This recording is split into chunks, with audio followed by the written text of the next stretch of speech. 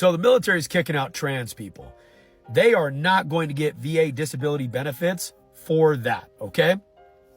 2 days ago, Department of Defense put out a memorandum telling the military you got 30 days to identify anybody that's been diagnosed with gender dysphoria or identifies as transgender. 30 days, they're going to report those numbers back to the Department of Defense, and then they're going to begin separating people, and that stuff takes a long time, all right?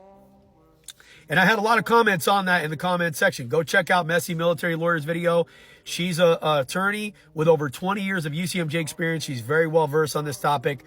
Okay. And I was a sergeant major in the Marine Corps. I did 23 years. And I was in a lot of those meetings because the command has access to all of your medical information if you did not know that. And, you know, you'd have Lance Corporal Snugglenuts on all these psychotropic medications, can't handle a weapon, can't perform their duties as a Marine. We're a warfighting organization. You are not going to be allowed to serve 4 years with a mental issue, on medication, not able to handle a weapon, not able to do your job.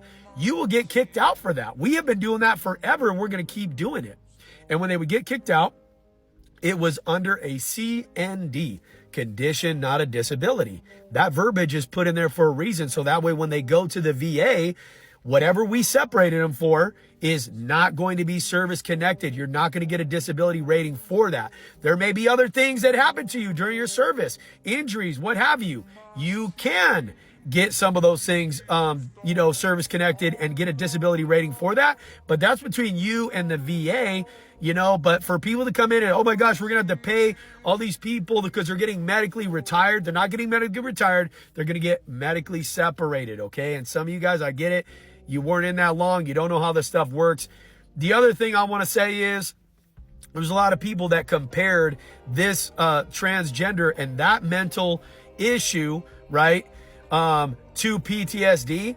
And I'm going to tell you that's a really bad comparison, and nobody is going to take you seriously if you make that comparison, okay? But be that as it may, I just want to clear the air on that. That is something that is really happening. And I had some people reach out to me.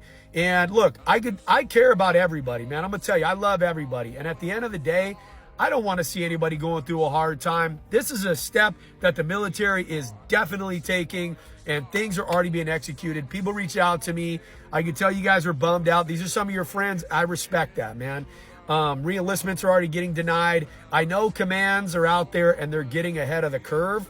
Like I said, keep me updated, keep me informed, but nobody's going to be getting a disability rating from the VA because they got kicked out of the military and medically separated for this issue. Drop a comment. Let me know what you guys think.